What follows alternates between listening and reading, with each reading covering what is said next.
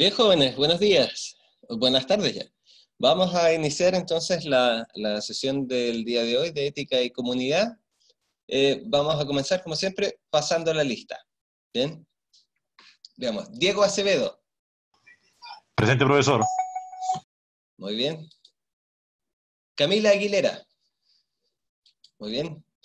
María Jesús Almarza. Muy bien. Javiera Arévalo. Javiera, ¿estará por ahí? Fabiola Catalán. Muy bien. Valentina Chacón.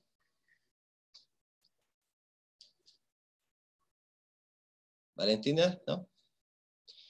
Soledad Cortés. Presente. Muy bien. Kimberly Crisólogo. Muy bien. Alison Díaz.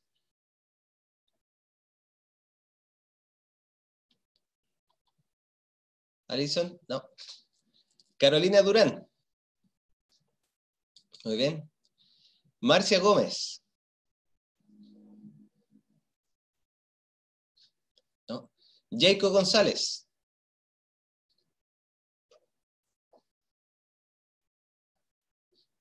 No, por ahí va a llegar después Jacob, imagino. Estefanía Guerrero.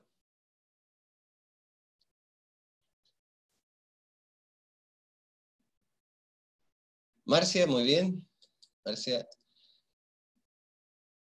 Muy bien. Marcia Gómez. Estefanía Guerrero, no. Montserrat Guzmán.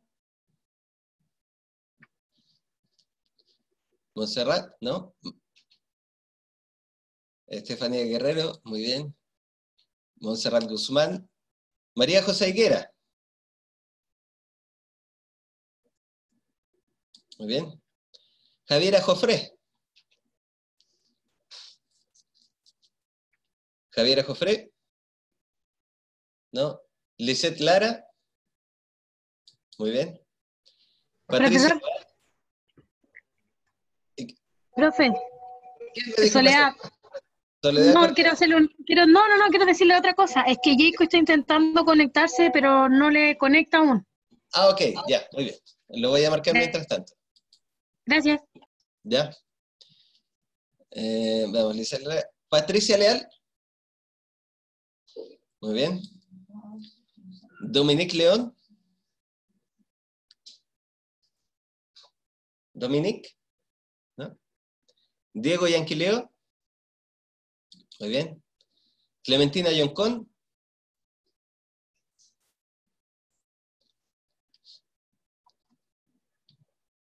Clementina. ¿No? Isabel López. Muy bien. Catalina Monge. Muy bien. Jacob, sí, ya lo marqué. Muy bien, sí Soledad me dijo que usted estaba ingresando. Catalina Monge. Ahí está, Catalina, perdón.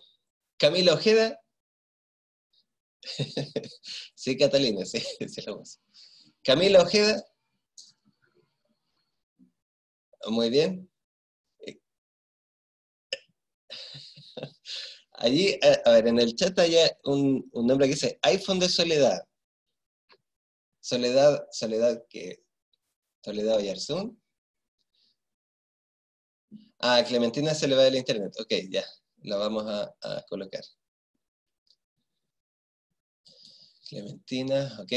Muy bien, entonces, Camila Ojeda, no. Soledad Oyarzún, sí. Sofía Paso. Muy bien. Alexis Peña. Alexis Peña, no. Melissa Poblete. Melissa Poblete, ahí está. Claudia Riveros. Ok. Consuelo Romero. Consuelo. No. Maritza Romero. Maritza Romero, ¿no? Leslie Russell. Muy bien. Max Ruiz.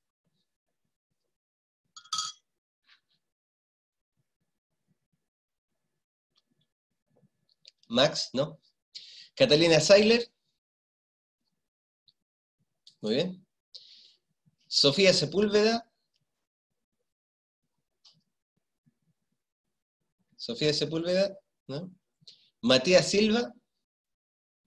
Muy bien. Estefanía Villalobos. Muy bien. Y Javiera Zamorano. Muy bien.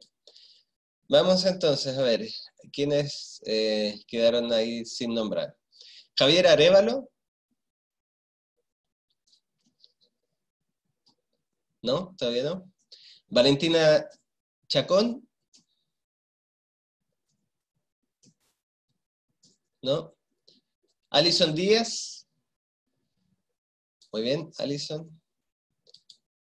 Okay. Montserrat Guzmán. Ah, ya, Javier Arévalo está intentando conectarse, ¿sí? No hay problema. Está un poco saturado mi duda. Montserrat Guzmán. Javiera Jofré. ¿No? Después Dominique León.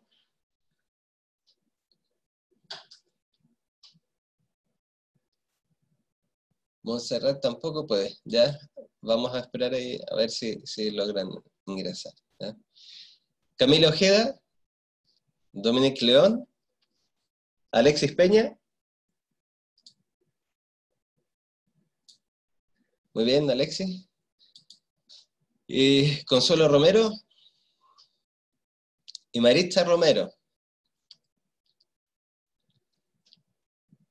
Y Max Ruiz. ¿No? Y Sofía Sepúlveda. Ya, después si los compañeros y compañeras ingresan, ahí los volvemos a colocar, ¿ya? Vamos a guardar antes que se caiga todavía más mi URL.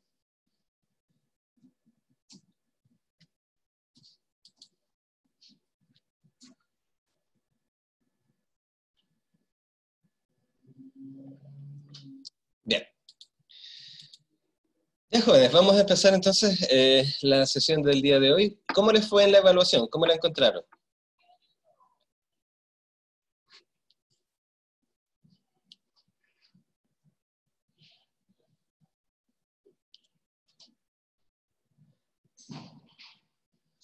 Ya, Catalina, recuérdeme cuando terminemos, ¿ya? Sobre Maritza. Ya, resultó más difícil como expresar y redactar las ideas, ¿sí?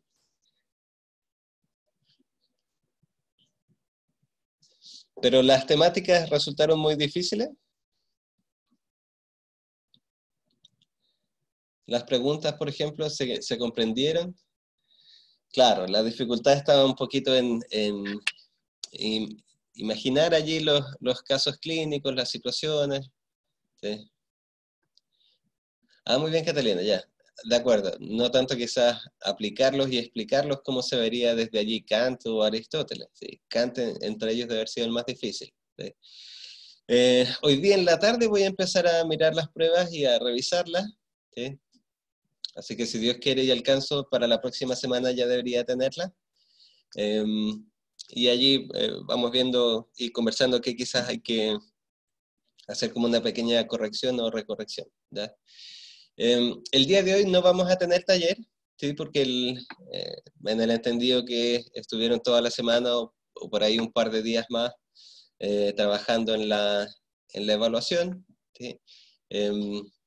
Además, en el espacio o el tiempo de este taller, yo prefiero que lo dediquen un poco a revisar las correcciones que se hicieron a los talleres que se entregaron, para que así de a poquito vayan dando cuerpo a su portafolio completamente corregido y bien elaborado, ¿ya? Así que el día de hoy no tenemos taller después de esta clase, pero lo ideal sería que aprovecharan ese ratito para hacerle las correcciones que les indiqué en los talleres, ¿ok?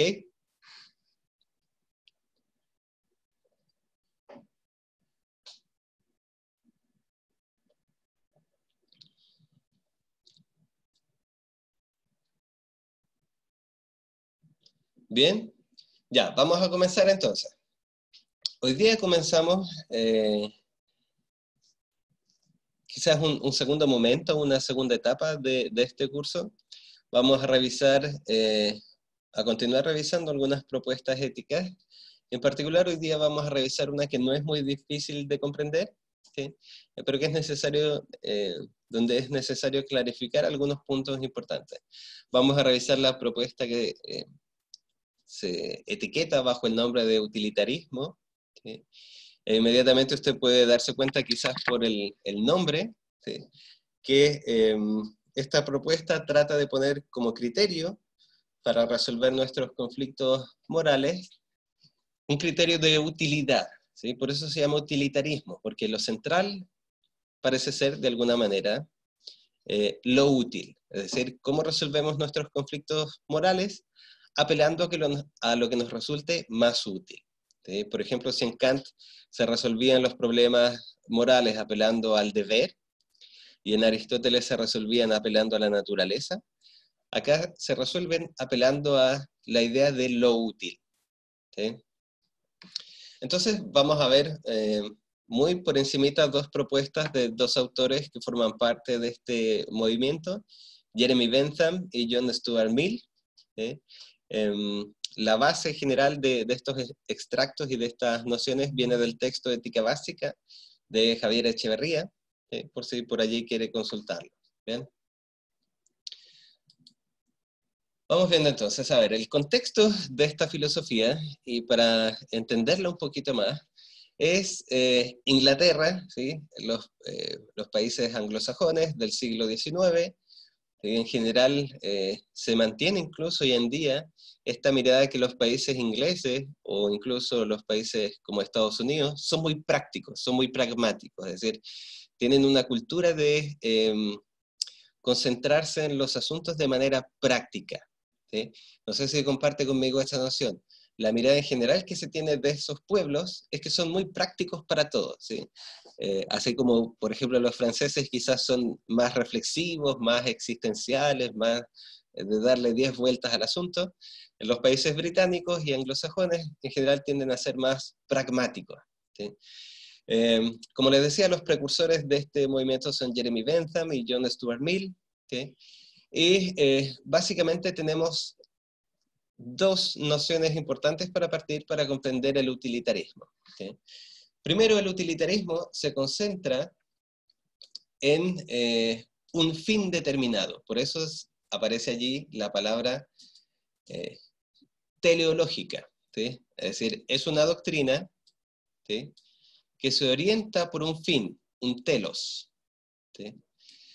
Y el fin que busca alcanzar esta doctrina es la felicidad, ¿sí?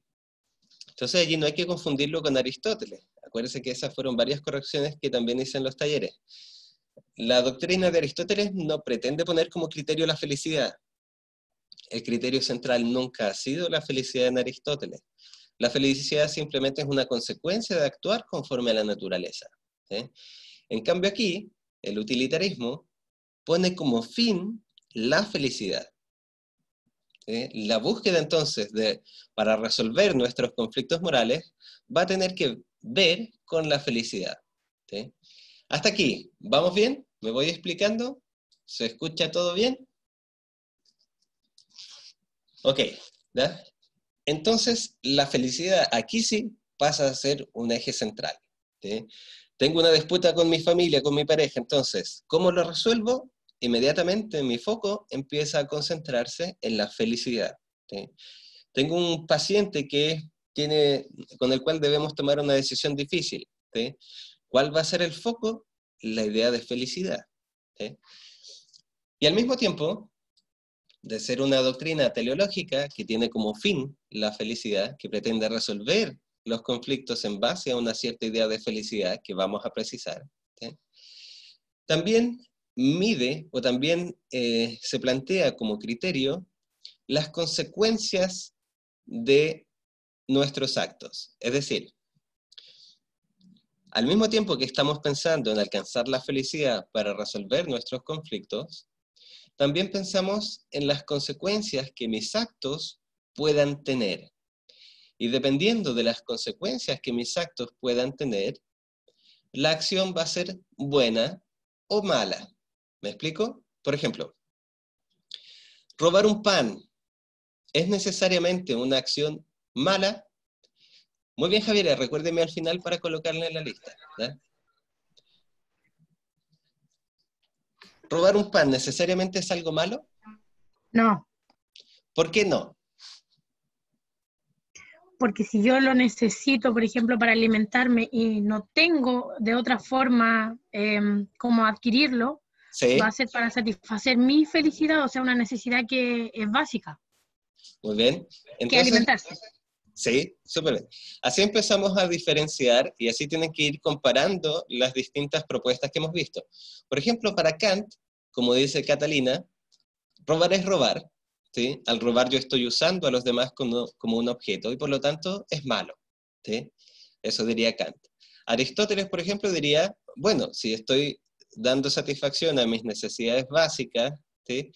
Por ahí podría ser bueno, ¿sí? Pero naturalmente allí yo paso o vulnero el punto medio, porque robar no es simplemente un extremo, así que probablemente para Aristóteles también estaría malo. Pero el consecuencialismo, aquí es donde se vuelve diferente, ¿sí? Porque yo tengo que ver las consecuencias. Por ejemplo, si robé el pan y el panadero no se dio cuenta, ¿sí? Finalmente, para el cómputo final de las ganancias del panadero, el pan que robé ni siquiera se notó.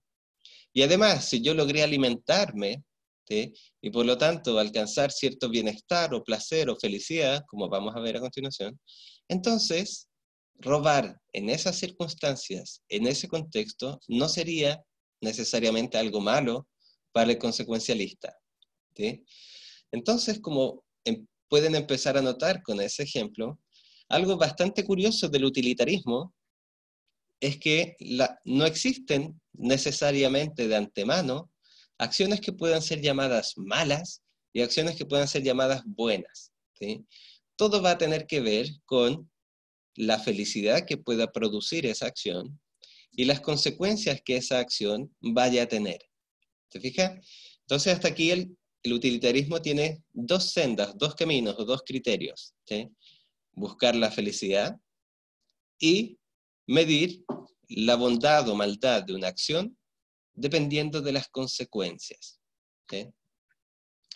En ese sentido, el utilitarismo a veces también es muy cercano a la ética común y corriente que nosotros usamos día tras día, ¿sí? Probablemente muchos de nosotros no actúan siempre conforme al deber. Muchas veces actuamos pensando de esta manera utilitaristamente, ¿sí?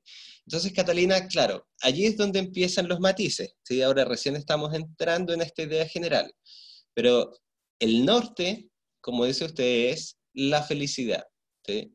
Lo que ahora vamos a empezar a preguntarnos es felicidad para quién, para quiénes y de cualquier modo, ¿sí? Pero la felicidad está allí, ¿sí? Y eso ya nos diferencia de los otros autores, ¿sí?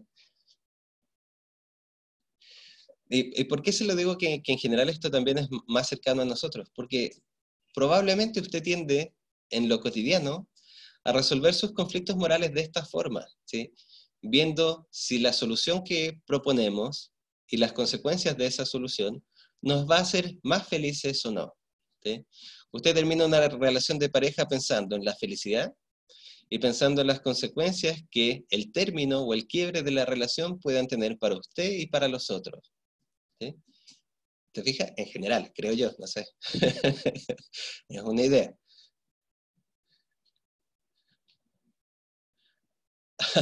Lo repito, Matías. Culpa de la vecina. Básicamente entonces lo que le estoy tratando de decir es que el utilitarismo se acerca mucho a la manera en que nosotros cotidianamente resolvemos conflictos, ¿sí?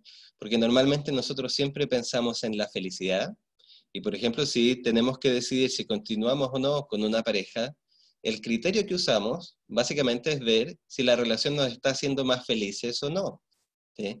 Si la relación nos trae placer o no, ¿sí? Y luego pensamos en las consecuencias. Si rompo con mi pareja, si termino con mi pareja, ¿qué va a pasar? Y veo si esas consecuencias me van a hacer más feliz o no. ¿Te fijas? Entonces, desde ahí, Catalina, justamente uno de los principales puntos que empezamos a discutir es si la felicidad es aquello que resulta mejor para cada uno, ¿sí? ¿Y qué es lo que pueda resultar mejor para cada uno? ¿Sí? Entonces, por ahora vamos centrándonos, ¿sí? Tenemos dos grandes líneas, buscamos la felicidad en el utilitarismo y además no existen actos buenos y malos de antemano, sino que todo se mide dependiendo de las consecuencias. Los actos malos van a ser aquellos que tengan malas consecuencias, los actos buenos van a ser aquellos que tengan buenas consecuencias, ¿sí? Desde allí suena como obvio, pero no lo es tanto, ¿sí? Entonces, el primer problema que el utilitarismo tiene que enfrentar es qué se entiende por felicidad. ¿Se acuerda que ya Aristóteles discutía eso? ¿Qué es la felicidad? La felicidad para algunos está en el dinero, la felicidad para otros está en la salud. Eso discutía Aristóteles, ¿sí? Pero aquí la reflexión va a ser mucho más práctica, ¿sí? Por eso el utilitarismo y su país de origen, ¿sí? Entonces, vamos a tratar de clarificar si la felicidad tiene que ver con el placer, si la felicidad se reduce en último término al placer, ¿sí? Y vamos a tratar de aclarar cuál es la relación que existe entre la felicidad personal y la búsqueda de la felicidad de los demás, ¿sí? Es decir, el problema que empezamos a ver es que, ya muy bien, podemos estar de acuerdo en que todos buscamos la felicidad, ¿sí? Pero es necesario preguntarse entonces, si esto va a ser una ética, si la búsqueda de la felicidad individual realmente ayuda o aporta a que los demás alcancen la felicidad. ¿Me explico? Por ejemplo, si usted es feliz, ¿su familia necesariamente va a ser más feliz porque usted es feliz? No, me dice Soledad, no. ¿Por qué? Porque cada uno puede estar viendo sus propios problemas, viviendo sus propias situaciones. ¿Sí? Ok. Entonces, es necesario ahora preguntarse si yo debiese entonces, y éticamente, nosotros como familia, por ejemplo, debiésemos buscar la felicidad de cada uno o la felicidad del grupo. ¿Sí? Por ejemplo, Catalina dice, ya, de acuerdo, si mi familia me considera y yo soy más feliz, entonces ellos también debiesen ser al menos un poco más felices. No estamos diciendo que plenamente felices, ¿sí? Pero al menos debiesen ser un poco más felices, ¿sí? Depende de qué tengamos como definición de qué es ser feliz, de acuerdo a Alexis, si eso es algo que hay que discutir, y como dice Matías también, dónde se centra o en qué es lo que compone la felicidad. Entonces, por ahora, déjenme mostrarles entonces el problema, ¿sí? Buscamos la felicidad y eso parece ser natural, ¿sí? Y al mismo tiempo el consecuencialismo dice, las acciones van a ser buenas en la medida en que tengan buenas consecuencias y van a ser malas en la medida en que tengan malas consecuencias. Entonces ahora el problema pasa a ser, muy bien, que cada individuo busque la felicidad, ¿produce felicidad a los demás? Cuando yo en mi familia busco mi propia felicidad, ¿mi familia se vuelve, aunque sea, un poco más feliz? Y si no es así, entonces, ¿deberíamos buscar la felicidad de todos al mismo tiempo? ¿Sí? Ese es el tipo de problema que está enfrentando ahora el utilitarismo, ¿sí? Recuerde que es una ética, entonces como ética pretende decir qué es lo correcto y bueno para todos, para todo el grupo, para toda la comunidad, ¿sí? Entonces, por ejemplo, voy a poner una situación gráfica ahí, Catalina, y que quizás pueda ayudar a los demás también y ver hacia dónde vamos. Por ejemplo, yo soy muy feliz, o usted puede ser muy feliz con su pareja, ¿sí? A mí me hace muy feliz estar con mi pareja. Sin embargo, para mi familia, el que yo esté con mi pareja es algo que les preocupa muchísimo, ¿sí? Porque no lo encuentran adecuado para mí o adecuada para mí, ¿sí? Entonces, mi felicidad no necesariamente trae consigo a la felicidad de mi familia. Incluso peor aún, hace que se preocupen más. ¿Estaría de acuerdo conmigo? Los vuelve mucho más infelices el que yo esté con mi pareja. Claro, ¿de acuerdo? ¿Sí? No sé en qué sentido ahí dice usted, Catalina, que hay guerra, ¿sí? Pero no sé si sea tan brutal ahí en las relaciones familiares, ¿sí? O guerras en un sentido general, ¿sí? Muy bien. ¿Sí? Entonces, empezamos con el utilitarismo. El criterio es la felicidad y las consecuencias. Y ahora tenemos que preguntarnos en qué consiste la felicidad y si necesariamente que los individuos persigan su felicidad hace que las demás personas sean más felices. ¿Sí? Entonces partamos por el primer problema. ¿Sí? ¿Qué es y cómo va a entender el concepto de felicidad el utilitarismo? ¿Sí? Que eso era algo muy importante, también lo había dicho Matías arriba. ¿Sí? Es muy importante comprender qué es la felicidad para estos autores. ¿Sí? Porque acuérdense que en Aristóteles la felicidad era una vida buena, una vida conforme a la naturaleza. ¿Sí? Aquí en estos autores la felicidad es mucho más simple, por decirlo así. ¿Sí? Tenemos dos enfoques. Tenemos a Jeremy Bentham, que dice básicamente que la felicidad está en el placer, y todo aquello que produzca placer, por lo tanto, tiene el mismo valor. Es decir, supongamos que a mí me produce mucho placer comer un pie de limón, tortas de panqueques de naranja, ¿sí? Eso me produce placer. Y en la medida en que me produce placer, entonces yo soy feliz. ¿Bien? Pero viene el compañero o la compañera y me dice, no, ese es un placer burdo, triste, ¿sí? El verdadero placer está en la lectura, ¿sí? Entonces, el compañero me dice, o la compañera me dice que siente mucho placer en la lectura y que por lo tanto lo hace feliz. Ambos placeres se producen por fuentes que son diferentes. Uno es un placer intelectual, sí, muy bien, y el otro podría ser un placer que le podríamos llamar, no sé, apetitivo, ¿sí? Pero lo que está diciendo Bentham es que en la medida en que esos objetos, ¿sí?, o esas acciones producen placer, en esa misma medida entonces tienen el mismo valor. Y ambos, ¿sí?, deben ser considerados de la misma manera. Esa es la primera posición, la que tiene Jeremy Bentham. Entonces, si yo soy feliz comiendo y usted es feliz leyendo, muy bien, ¿sí? Hay que respetar y valorar el comer y el leer como dos elementos de igual peso e igual valor en la producción de felicidad, ¿sí? No es que uno sea mejor y el otro peor, ¿sí? Jeremy Bentham entonces está tratando de igualar formas de vida, igualar y asignar valor a todo aquello que produzca felicidad, ¿sí? Debemos ese primer enfoque a nuestro espacio. Por ejemplo, una persona puede decir que es muy feliz y le produce mucho placer vivir en familia, ¿sí?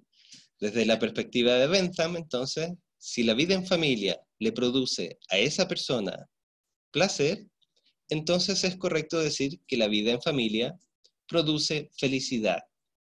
¿Bien? Si la otra persona dice, para mí no es la vida en familia, sino es que es la vida individual, poder viajar, recorrer el mundo solo, conocerme a mí mismo, y eso produce placer, entonces Jeremy Bentham le va a decir, muy bien, ambos tienen el mismo valor. Por lo tanto, ninguna es mejor que la otra, y ambas son válidas, y socialmente deberíamos tratar de respetar y promover ambas formas de vida. ¿Me explico hasta ahí?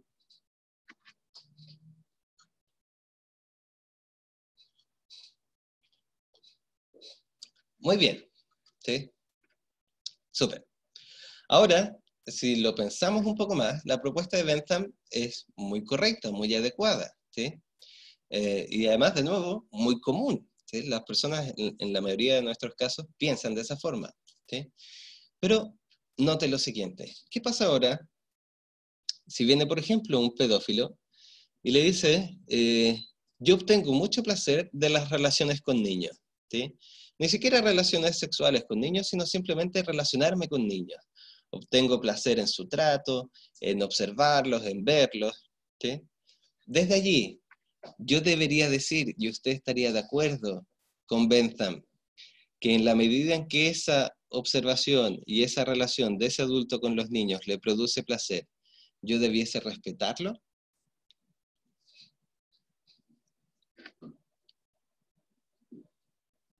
¿Se fija?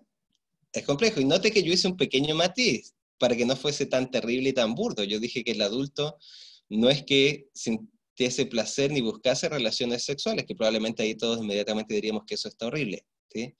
Solamente lo reduje a la observación, por ejemplo, al trato, al estar cerca, ¿sí? Exactamente, le daba placer el estar con niños, ¿sí? El compartir con niños, ¿sí? Pero a sabiendas que es pedófilo, ¿sí?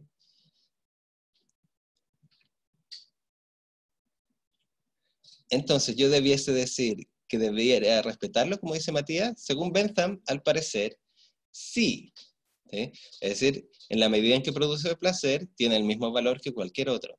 Vamos a ver que es más complejo que eso, ¿eh? Solamente trato de mostrarles la diferencia que hay entre uno y otro de manera inicial.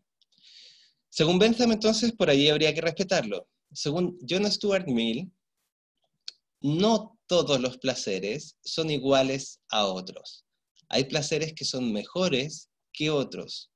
Por ejemplo, John Stuart Mill es de los que piensan que el placer intelectual es superior al placer que produce el alimentarse, ¿sí? Es un placer que en la medida en que desarrolla mayores capacidades humanas, es mejor, más deseable y más valorable que el comer, ¿sí? Entonces, así es como empezamos a notar la diferencia entre estos dos tipos de utilitarismo.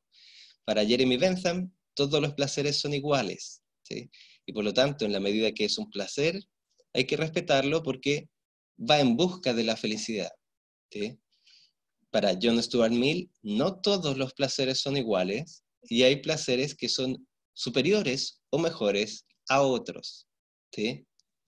Algunas personas dirían, por ejemplo, hoy en día, que por sobre el placer de comer, es mejor el placer que se obtiene en la actividad física, porque desarrolla el organismo, ¿sí? Entonces, según Bentham, Catalina, allí estaría de acuerdo con usted. Depende del individuo, ¿sí? Bentham va a aceptar que lo que produce placer depende entonces del individuo. Para John Stuart Mill, no, porque para él existen categorías o tipos de placeres que son mejores que otros y eso no depende del individuo, es una regla. Yo puedo establecer reglas de qué placeres son mejores que otros en la medida en que, por ejemplo, desarrollan más a la comunidad y al individuo, ¿sí? John Stuart Mill le podría decir, por ejemplo, ¿cómo voy a comparar el placer que siente un niño al comerse un Chocman con el placer que siente un conjunto de personas que está produciendo un cambio en la Constitución? ¿Me va a decir que ambos placeres son iguales? ¿Que ambos aportan en la misma medida y en el mismo grado a la felicidad? Entonces John Stuart Mill, como Soledad, va a decir no, ¿sí? Jeremy Bentham, al contrario, le va a decir sí, son iguales y igual de valiosos. ¿Te fijas? Entonces allí es donde usted tiene que ir posicionándose. Si usted está más de acuerdo con que todos los placeres al final son iguales, porque en último término el placer es una reacción orgánica, como usted debe saber mejor que yo incluso, ¿sí? En la medida en que el placer solamente es una liberación de hormonas que se producen en un cuerpo, todo placer en último término es igual, en mayor escala o en menor escala, pero es liberación de hormonas dentro de un organismo, ¿sí? Jeremy Bentham reduce todo eso a una simple reacción orgánica. John Stuart Mill, al contrario, dice no, son diferentes y podemos jerarquizar placeres, ¿no? Entonces usted ubíquese en cuál de las dos le acomoda más o le hace más sentido, ¿sí? El siguiente problema, entonces, que hay que resolver o que pretende resolver el utilitarismo, ¿sí?, es por qué el placer o la felicidad, en rigor, debe ser un fin. ¿Se acuerda que lo primero que dijimos es que el utilitarismo entiende que la felicidad de las acciones humanas consiste en el placer? ¿Sí? Entonces, ahora ellos se preguntan, ¿por qué? ¿Por qué eso es así? ¿De dónde yo lo saco? ¿Sí? Y honestamente aquí la fundamentación no es muy clara, ¿sí? En realidad no existe un gran fundamento para decir por qué. Solamente se intenta mostrar que en realidad lo hace la gente. ¿Me explico? No hay una razón que fundamente en último término por qué las personas deben buscar la felicidad. La justificación es más bien, mire a la calle, vea lo que hace la gente. La gente hace las cosas porque quiere ser felices. ¿Me explico? No hay una justificación racional. La justificación es pragmática. Mire lo que hace la gente en la calle. Mire por qué la gente, en qué se basan las personas para tomar decisiones. Y se va a dar cuenta que toman decisiones buscando su felicidad. ¿Me explico?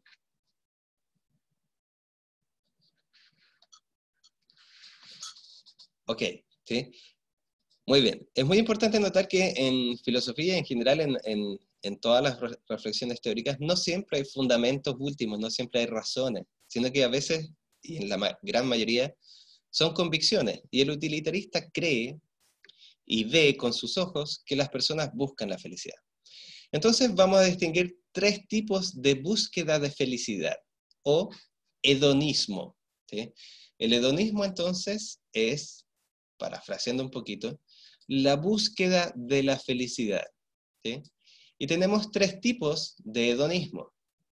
Tenemos el hedonismo psicológico, que es quizás el más básico y que quizás todos pueden compartir de alguna manera, entendiendo que todo el mundo desea su felicidad, es decir, desde nuestro ser, desde nuestra naturaleza, surge un deseo, ¿sí? Por eso es psicológico. La búsqueda de la felicidad surge como deseo en nosotros, ¿sí? Surge como un anhelo. Desde nuestra propia psique o desde nuestro propio mundo psicológico, surge un deseo por alcanzar esa felicidad, ¿sí? Usted lo ve en niños, lo ve en adultos, lo ve en adultos mayores. Todas las personas que usted puede observar, van a decir los utilitaristas, van a tratar de actuar siempre buscando su placer y buscando al mismo tiempo, algo que es muy importante, minimizar el dolor, ¿sí? El hedonismo consiste en estas dos partes. Primero, maximizar el placer. Esa es la primera parte de la búsqueda de la felicidad. Y la segunda parte de la búsqueda de la felicidad es minimizar el dolor. El hedonista hace esas dos cosas a la vez. Usted, cuando busca criterios para realizar sus acciones, dicen estos utilitaristas, va a intentar guiarse por el siguiente criterio: realizar aquello que le permita maximizar su placer y realizar aquello que le permita reducir al mínimo su dolor, ¿sí?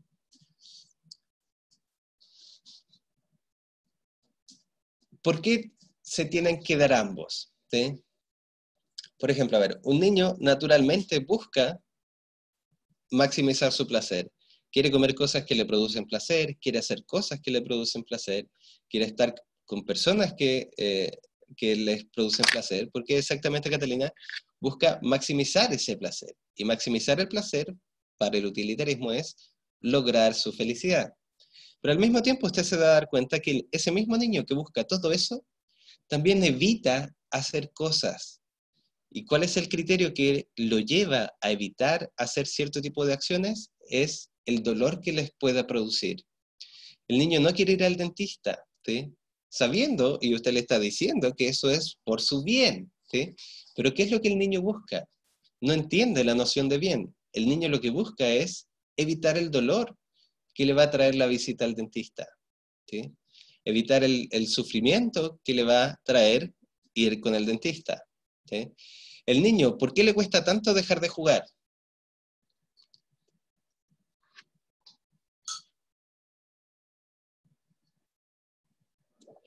¿Por qué a los niños les cuesta tanto dejar eso? Eso, porque jugando, él obtiene placer, y al obtener placer, felicidad, ¿sí? Entonces, eso lo entretiene, ¿sí? Muy bien, entonces hacia allá vamos, Matías. Muy bien que haga esa bajada, ¿sí? Entonces Matías dice, podría ser un paciente que no puede orinar porque le causa dolor y se le coloca una sonda logrando liberar la orina, evitando el dolor. Entonces, muy bien, ¿sí? Curiosamente, el paciente, por ejemplo, va a evitar orinar, ¿sí? Porque eso le produce dolor, es algo que naturalmente, fíjese que ese es el argumento utilitarista, ese paciente naturalmente va a evitar hacer una acción que le produzca dolor, aunque usted le diga que es necesario que orine, ¿sí? Aunque usted le diga que incluso es por su bien, ¿sí? Incluso aristotélicamente le puede decir que, que es algo necesario para su naturaleza, pero no por eso él va a actuar de esa forma. Entonces allí el utilitarista se gana un punto, porque le dice, ve, esa persona evita realizar algo porque le produce dolor, y eso es natural al ser humano, ¿sí? Proviene de la propia estructura y organización de su mundo psíquico. Buscamos hacer todo aquello que maximice nuestro placer y evitar el dolor. Entonces, muy importante ahora, agregamos otro elemento más al criterio utilitarista. Todos buscamos ser felices, primer punto. Segundo, vamos a medir si las acciones son buenas o malas, dependiendo de las consecuencias. Segundo criterio del utilitarismo. Tercer criterio, la felicidad no es solo buscar placer, sino que al mismo tiempo es minimizar el dolor. ¿Sí? ¿Bien hasta ahí?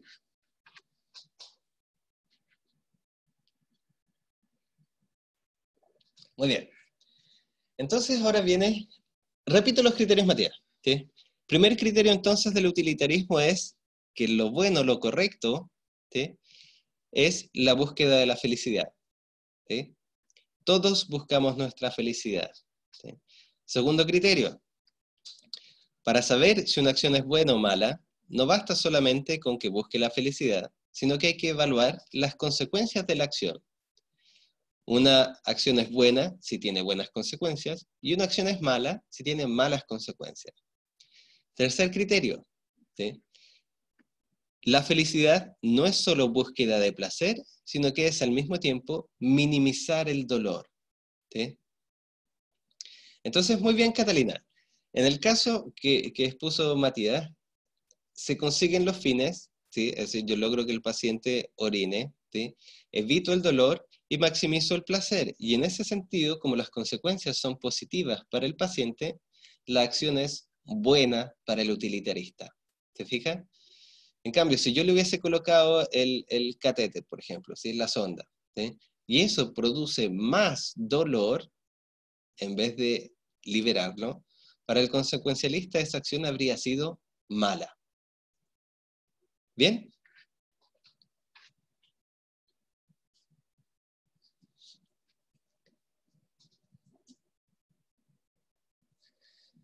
Ok, entonces, ahora la pregunta realmente difícil y compleja para la ética utilitarista es, muy bien, si todas las personas buscan naturalmente maximizar su placer y disminuir el dolor, entonces la pregunta que hay que clarificar es si en esa búsqueda de placer y minimizar el dolor, yo debiese centrarme solo en mí o debiese centrarme al mismo tiempo en todos los demás. Y ahí es donde entramos a la discusión que habíamos planteado antes sobre la familia, ¿se acuerdan? Yo debo entonces buscar mi propio placer y minimizar mi propio dolor, y eso va a traer finalmente mayor placer y bienestar a mi familia, o debiésemos buscar juntos y entre todos la felicidad de todo el grupo. Pensémoslo de esta manera, ¿sí? Usted era feliz con su pareja, ¿sí? Y eso le generaba cierto nivel de infelicidad o dolor a su familia. Pero ¿qué pasa ahora si además cada miembro de su familia busca su propio placer y su propio bienestar? ¿Qué pasa si sus hermanos, por ejemplo, buscan su propio placer y su propio bienestar? Y si sus padres buscan su propio placer y su propio bienestar, y usted también busca su propio placer y su propio bienestar. Allí entonces, si sumamos los placeres, entonces la búsqueda individual de bienestar y felicidad se traduce en una búsqueda en un aumento de bienestar y felicidad para el grupo. Ya, Soledad me dice que sí. ¿Los demás y las demás están de acuerdo con eso? Catalina también, muy bien. ¿Por qué están todos felices? Sí, esa es la lógica que supone esta. Muy bien. cada uno en su mundo, cada uno en su burbuja, con su propia felicidad, se traduce entonces en una felicidad mayor.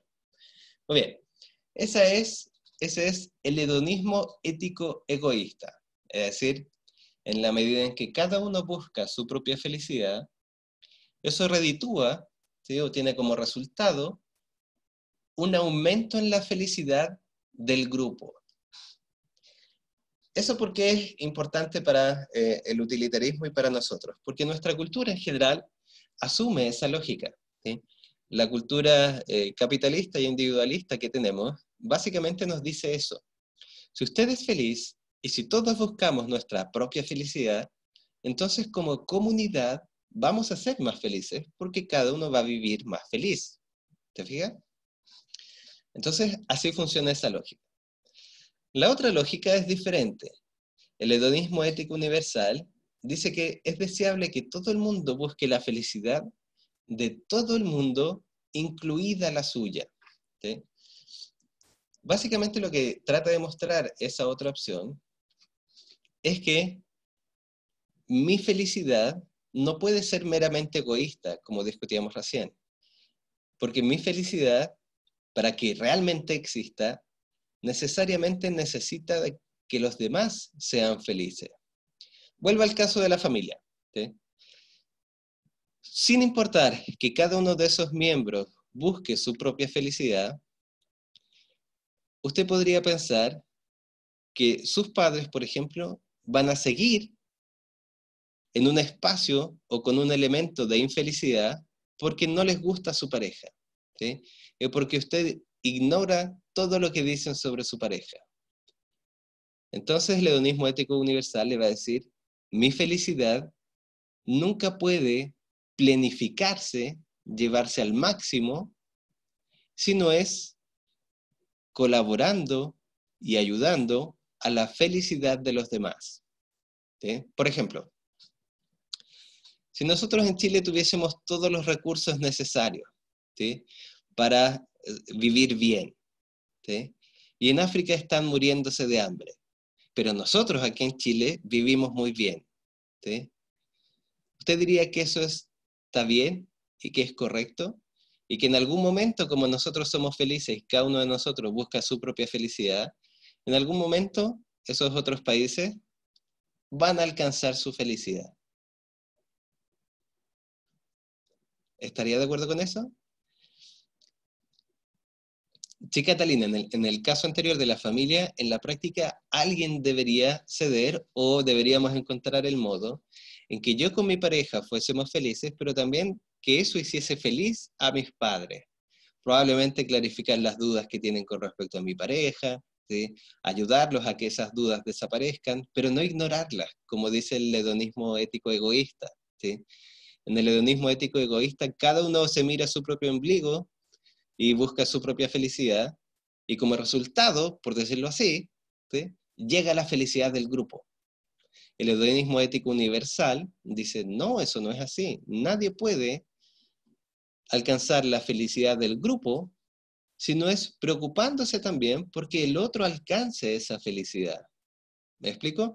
Por eso les ponía el ejemplo de estos países. El hedonismo ético egoísta hace pensar que un país que busca su propia felicidad, muy bien, si la alcanza, ¿sí?, naturalmente en algún momento, como todos vamos a buscar nuestra propia felicidad, todos vamos a ser felices. Pero el hedonismo ético universal le dice, no, eso nunca va a pasar, porque usted tiene que ayudar y preocuparse por encontrar los caminos para que el otro también sea feliz, ¿sí? ¿Se fija? Por eso dice allí, con la finalidad de contribuir a la mayor felicidad total. El hedonismo ético universal dice que yo no puedo ser felices si no ayudo a los demás a ser felices también. ¿Me explico?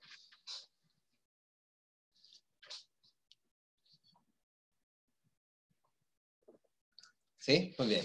Okay. ¿Sí? Entonces, tenemos de nuevo alternativas dentro de esta propuesta, ¿sí? Usted puede tomar la alternativa ética egoísta, y es legítimo, O puede tomar la otra alternativa, el otro camino que dice que nosotros no podemos ser felices sin ayudar a la felicidad del otro, ¿sí? Si llevamos eso al espacio profesional, claro, si yo soy un profesional que está siendo feliz y hace y cumple su labor feliz, ¿sí? El ético egoísta podría decir que esa felicidad, sin darse cuenta, ¿sí?, de algún modo va a colaborar en que la felicidad de los pacientes aumente y la felicidad del entorno también aumente, pero sin quererlo, sin intencionarlo, ¿sí? Si los profesionales son felices y los pacientes son felices, entonces el espacio hospitalario va a ser más feliz, ¿sí? Lo que le dice el ético universal es que no, si yo busco mi felicidad, debo tener muy claro que mi felicidad va a pasar por ayudar al paciente también a alcanzar su felicidad, por ayudar al colega a alcanzar su felicidad. Y yo no puedo ser feliz sin que los demás sean también felices. Yo puedo llegar con una sonrisa gigantesca y el paciente me presenta una situación gravísima. Entonces el ético universal le va a decir, ¿cómo usted puede continuar allí con su felicidad? ¿Sí? ¿Cómo puede pensar que puede continuar siendo feliz sin hacer algo con la felicidad del paciente? ¿Ve?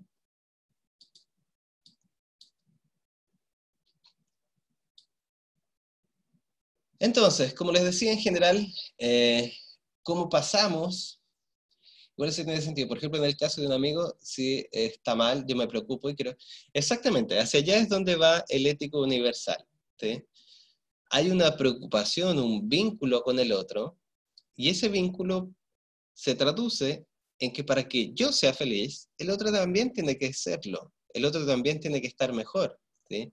El ético universalista reconoce que hay un vínculo que nos une, que por lo tanto, mi anhelo de mayor placer y bienestar pasa por ayudar al otro a que tenga mayores o mejores condiciones de placer y bienestar, ¿sí? La idea en general de los utilitaristas es que uno logre pasar de esa preocupación egoísta e individualista hacia una preocupación universalista. Es decir, que nosotros hagamos el tránsito como lo hace el niño, ¿sí? En estas cosas tiene mucha semejanza el desarrollo del niño, ¿sí? El niño pasa de centrarse todo el día y en todo momento en sí mismo a centrarse en sí mismo y en los demás. Y en ese tránsito nosotros decimos que el niño ha madurado, ¿sí? Aquí el utilitarismo intenta mostrar más o menos lo siguiente, que nosotros debemos transitar desde ese hedonismo individual hacia un hedonismo universal, donde todos nos damos cuenta que para ser felices o mejores o tener mayor placer y bienestar, necesito de la ayuda y del logro de mejores condiciones de placer y bienestar para los demás, ¿sí? Entonces allí no vamos a entrar en un problema grave, ¿sí?, difícil, que es cómo hacemos ese camino, pero usted debe notar que eso es importante para ello, ¿sí? Por ejemplo, en John Stuart Mill, ese tránsito uno lo logra realizar en la medida en que se vuelve una persona virtuosa, autorrespetuosa, solidaria, etc., ¿sí? Pero simplemente eso es una declaración, porque ¿cómo hago que las personas se vuelvan virtuosas y autorrespetuosas? ¿Sí? Ahí teníamos en estos días la fiesta gigantesca de 400 personas que se preocuparon egoísticamente, podría decir el utilitarismo, por su propio placer y bienestar, ¿sí? ¿Cómo podemos hacer, se pregunta el ético universalista, para que esas personas comprendan que no basta con su búsqueda individual para ser felices, sin la preocupación por la búsqueda de la felicidad y el bienestar para todos, ¿sí? ¿Cómo lo hacemos? Realmente es un problema muy serio, ¿sí?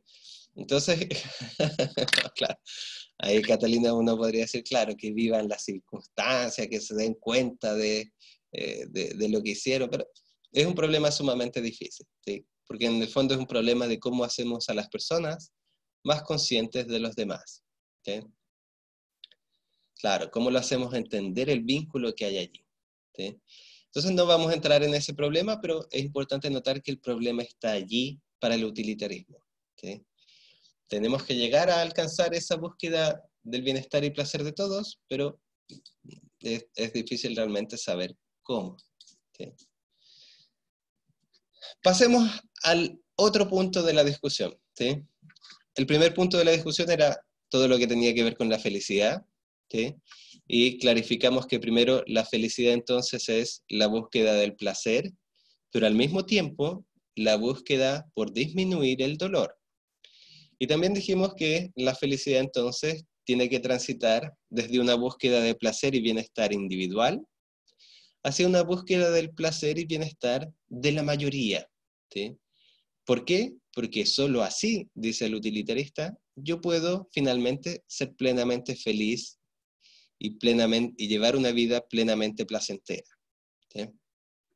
Ahora vamos a pasar a la otra parte de la discusión del utilitarismo, que tenía que ver con las consecuencias.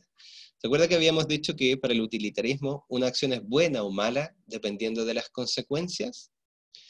Entonces, ahora lo que están tratando de plantear es, bien, una acción es buena o mala dependiendo de las consecuencias. ¿Cómo calculamos las consecuencias?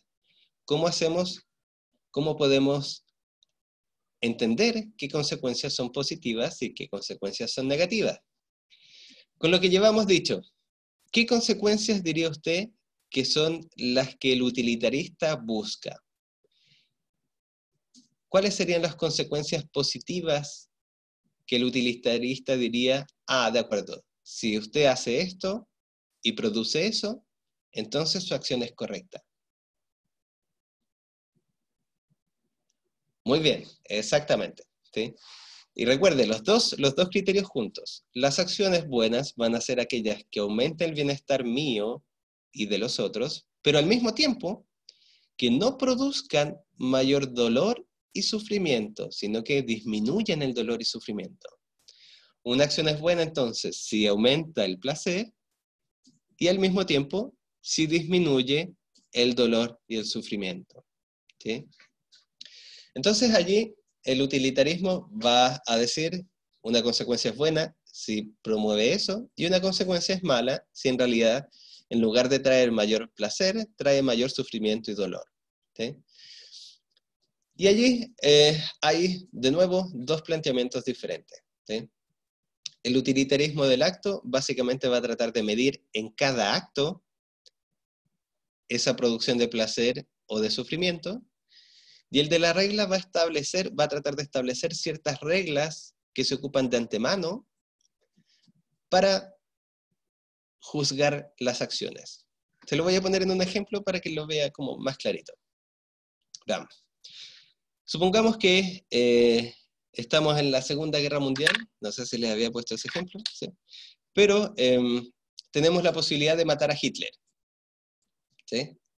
Entonces, yo me pregunto, con la primera propuesta, el utilitarismo del acto, me pregunto, si mato a Hitler, ¿cuánto placer y bienestar voy a producir?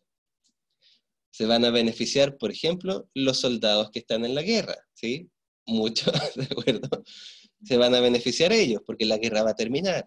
Se van a beneficiar las familias de esos soldados y soldadas que están en la guerra, ¿sí? Porque su familiar no va a morir, ¿sí?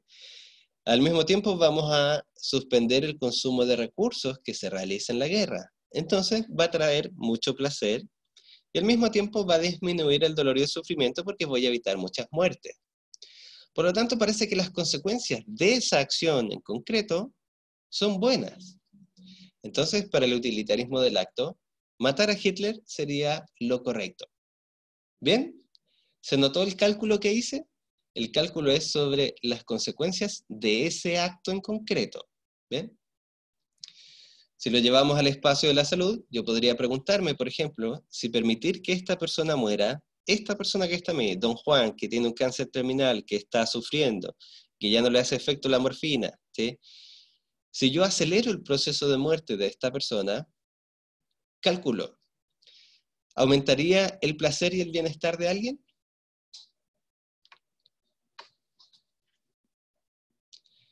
De él, bueno, a él le quitaría el dolor y el sufrimiento, ¿sí? Porque descansaría. ¿La familia obtendría algún placer? de acuerdo, me dicen que no, porque ustedes dicen que la familia no va a obtener algún bienestar tras la Yo muerte creo de que don sí, José.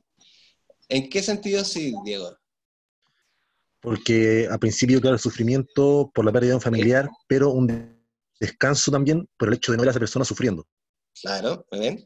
Entonces, allí podríamos hacer el cálculo. Le pregunto, por ejemplo, a la familia, si don José muere ahora, ¿sí? Obtendrían cierto bienestar, cierto placer, porque al menos su situación de dolor se acabó, porque al menos la situación pudo llegar a un término, porque pueden pasar a un duelo, porque etcétera, ¿sí? Y empiezo a calcular, supongamos, solo por el bien del ejemplo, supongamos que efectivamente se produce mayor placer, ¿sí? ¿Sí? Existen muchas, muchas formas de ver el asunto, ¿sí? Pero supongamos, solo por el bien del ejemplo, que realmente se produce mayor placer, ¿sí? Entonces, para el utilitarismo del acto, acelerar el proceso de muerte de don José en esa situación concreta, con esos familiares concretos, con ese entorno concreto y con ese equipo de salud que va a acelerar el proceso de muerte, es correcto. ¿Se fija? Entonces, el utilitarismo del acto se concentra en hacer un cálculo en la situación concreta, para esa situación concreta y para las personas concretas que están allí. Pasemos ahora al utilitarismo de la regla. El utilitarismo de la regla dice, primero, es imposible calcular todos los efectos de una acción en una situación concreta, porque no tenemos forma de verlo. Así que, en vez de ponernos a pensar en la situación concreta, debemos hacer reglas generales. Si miramos la situación de don José, la regla general podría ser, en una situación general, ¿qué trae mayor placer y menor sufrimiento a las personas? ¿Sí? ¿Terminar con la vida de alguien? ¿Sí? ¿O esperar que esa vida termine naturalmente? Como regla general. ¿Qué cree usted? Sí, Catalina dice que termine naturalmente. Sí, muy bien. Sí.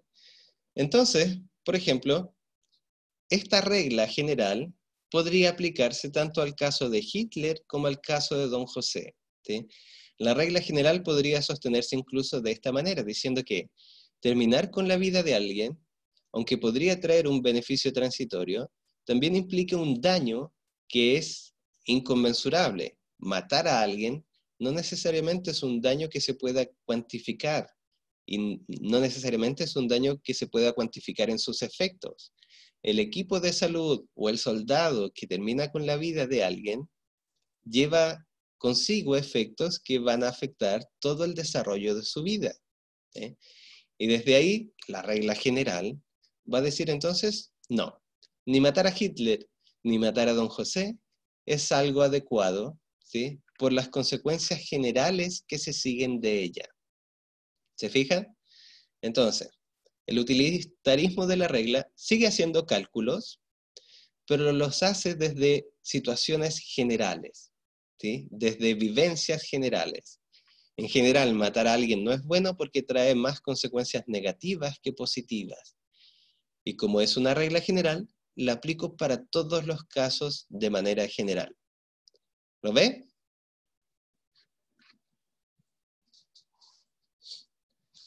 Entonces, de nuevo, aquí, y esto es especialmente importante en el espacio de la salud, aquí es donde usted debe tratar de situarse.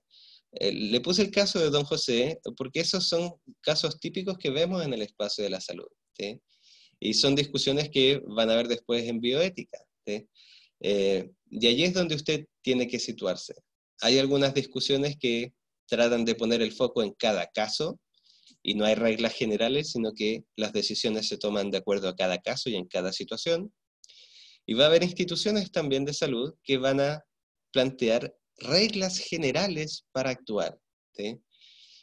Tenemos reglas generales para pacientes oncológicos, reglas generales para pacientes con patologías graves, etc. ¿Sí? Pero ambas siguen siendo utilitaristas porque se basan en el cálculo de las consecuencias. ¿Bien?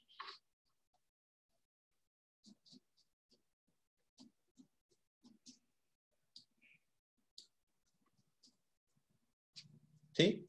Bien. Ok. Una pregunta, como ya final para este utilitarismo, es básicamente ver si existe alguna relación. Exactamente, Catalina, ¿sí? Allí es donde de nuevo se dan utilitaristamente las dos opciones, ¿sí? Hay algunos equipos de salud que van a tratar de resolver esas consecuencias caso a caso, ¿sí? Y ocupan esa frase, hay que ver caso a caso, ¿sí?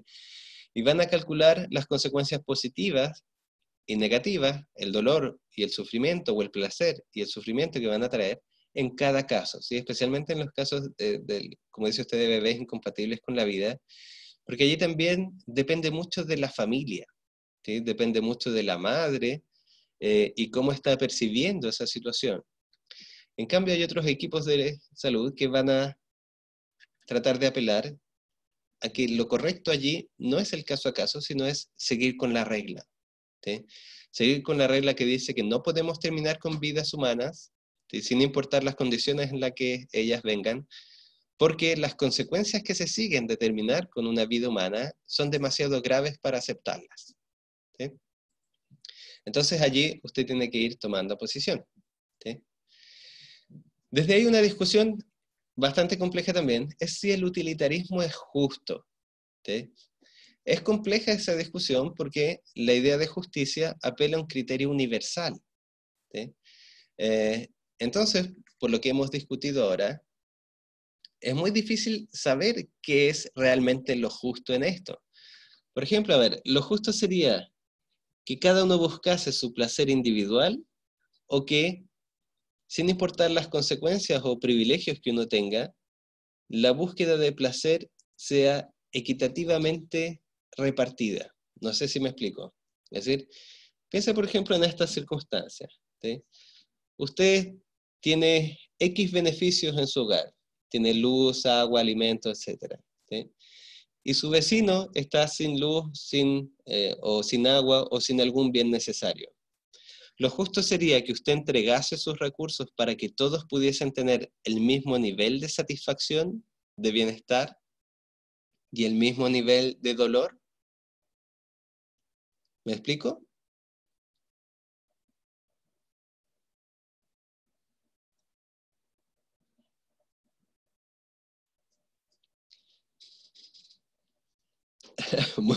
Ya, muy bien, Soledad, que esté tomando posición, ¿sí? Esa es la posición más casuística, más de cada caso, ¿sí? Entonces, allí, de nuevo, hay que posicionarse en una pregunta difícil, que es la que aparece allí. ¿Qué es lo justo? ¿Una satisfacción mayor, pero mal repartida entre la población? ¿O un menor monto de satisfacción, pero mejormente repartida? Si pensamos, por ejemplo, en la situación del país, es justo que un grupo, el 10%, por ejemplo, de la población chilena, tenga, no sé, el 90% de ingresos y por lo tanto pueda acceder a mayores condiciones de placer y bienestar, mientras el resto está mal, por decirlo así.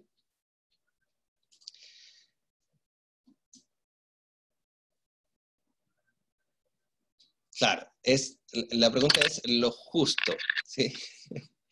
Entonces, ¿por qué es difícil esa pregunta? Porque cuando apelamos a justicia, parece que esa palabra justicia tiene menos que ver con lo que a cada uno le parece, ¿sí?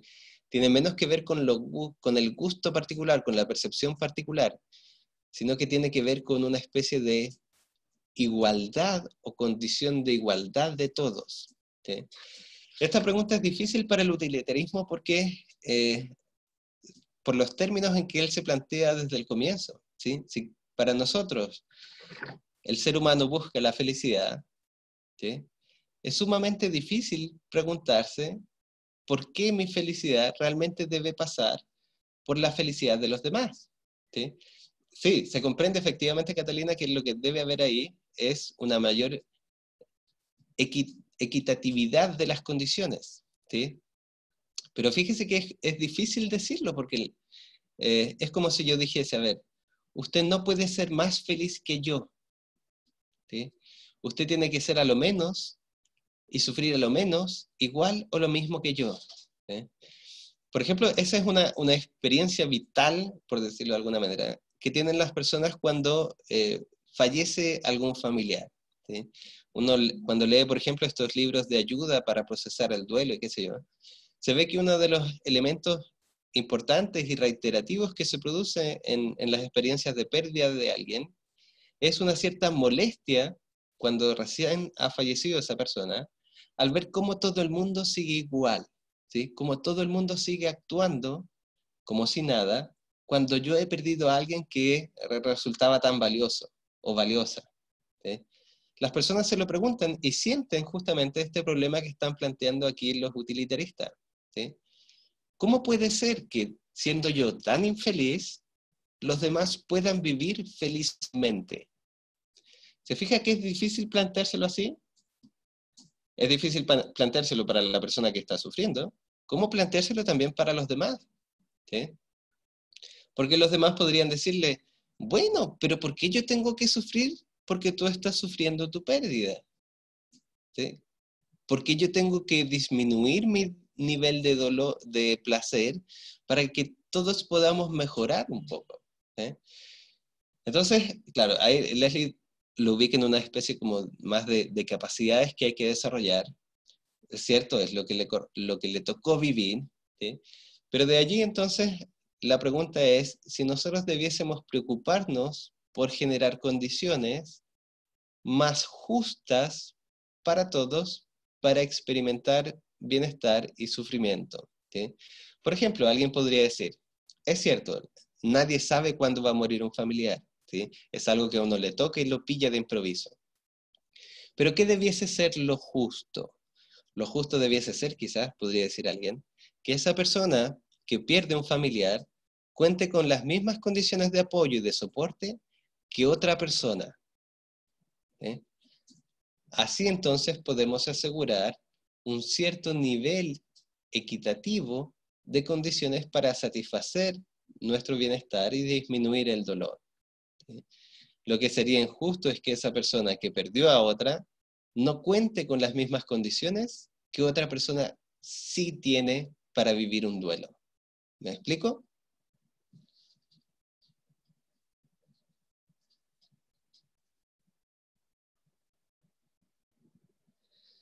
Claro, claramente es complejo. ¿Sí? Por eso es un problema bien serio para el utilitarismo y bien serio en general para nuestra sociedad que tiende a ser utilitarista. Las preguntas que ellos se hacen y se hacían en aquel entonces, también son las preguntas que hoy en día uno se hace. ¿Sí? Especialmente ustedes que son del espacio de la salud, y les va a tocar una y otra vez ver pacientes que están sufriendo, que sufren mucho, ¿sí? Y que se van a molestar, por ejemplo, cuando ustedes llegan contentos, alegres y relajados al espacio, por ejemplo, de la UTI. ¿Sí? Un paciente o un familiar de un paciente puede salir sumamente molesto de un box porque usted se está riendo. ¿Sí? Y se está riendo en ese espacio, en ese lugar donde hay personas sufriendo. ¿Se fija? Entonces, ¿allí qué va a hacer usted? ¿Qué posición va a tomar? ¿Puedo yo reírme cuando mis pacientes están sufriendo? ¿Es justo que yo me ría mientras mis pacientes sufren? Exactamente, Catalina, ¿sí? Claro. Entonces, allí es donde uno debe tomar posición, ¿sí? Que estos problemas no se puedan resolver, por decirlo así, teóricamente, no significa que uno personalmente no pueda tomar posición. Entonces yo le pongo estos problemas para que usted vea qué posición va a tomar como profesional en esos espacios. ¿Sí? ¿Cómo puede equilibrar un poco su propio placer y felicidad con el dolor y sufrimiento de los demás en contextos de esa forma? ¿Sí? Claro. Entonces, allí es donde cada uno tiene que formar, voy a ocupar la palabra que ocupa Catalina, su propio criterio. ¿Sí? ¿De qué modo va a reducir la expresión de su placer o felicidad en esos contextos, de qué modo usted puede ayudar a producir condiciones que le permitan a esas personas disminuir su sufrimiento. ¿Cuál es el límite, por ejemplo, para hacerse cargo del sufrimiento de los demás? Note que esa palabra es mucho más fuerte que las anteriores. Hay personas que sienten que tienen que hacerse cargo del sufrimiento de otros, ¿sí?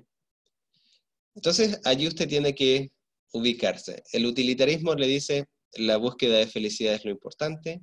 La felicidad pasa por aumentar el placer y disminuir el sufrimiento, ¿sí? Nuestras consecuencias van a ser, si son positivas, nos van a indicar que la acción que realizamos es buena. Y si las consecuencias son negativas, es decir, producen mayor dolor, nos van a indicar que la acción fue negativa. Y el problema y donde usted va a tener que situarse entonces es cómo articula su bienestar con el bienestar de los pacientes, con el bienestar del equipo, y qué posición va a tomar allí. Bien, ¿cómo quedamos hasta aquí? Hasta ahora, Lisette, hasta ahora. Me pasé en unos minutos, parece. Sí, en 10 minutos. ¿Ya? Bueno, piensen en estas preguntas. Recuerden que hoy día no hay taller, ¿sí? Muy bien, sí, es un tema sumamente complejo. Si uno lo mira, yo creo que es muy importante también darse cuenta de que, como lo plantean, es también bien cotidiano, ¿ya? Y aprovechen para revisar sus portafolios y las correcciones, ¿ya? Para el siguiente taller, ahí sí vamos a incorporar un poco lo del utilitarismo y qué podemos hacer para ir ganando una posición, ¿sí? No para encontrar la verdad, pero para ganar una posición. Efectivamente, Catalina, yo creo que es lo que a uno le pasa cotidianamente. Además, tenemos muy metido en nuestra cabeza esta idea de bienestar individual y muy sentido, entonces se hace muy difícil saber por qué debería preocuparme por el otro, ¿ya? Sí, Soledad, yo creo que uno puede ir matizando condiciones en las que uno pueda tener una posición u otra, ¿sí? Pero hay que tener claro más o menos cuáles son esas posiciones, en qué contexto, ¿sí? Especialmente en el área de la salud, qué tipo de pacientes, por ejemplo, ¿sí? Como los que discutíamos ahora, ¿sí? Quizás uno, no sé si saltar, ¿sí? Pero es que hay puntos donde no necesariamente se puede hacer ese salto, ¿sí? Yo creo que quizás, claro, si uno mantiene el caso a caso, es más fácil ver cómo uno puede ir desde lo individual a lo colectivo, ¿eh? Pero con la regla, si usted asume la posición de la regla, entonces tiene que dejar inmediatamente de lado, como dice Catalina, depende de la situación, ¿sí? La regla se aplica aquí y en todos lados, ¿sí? Esa quizás es bien inamovible, ¿sí?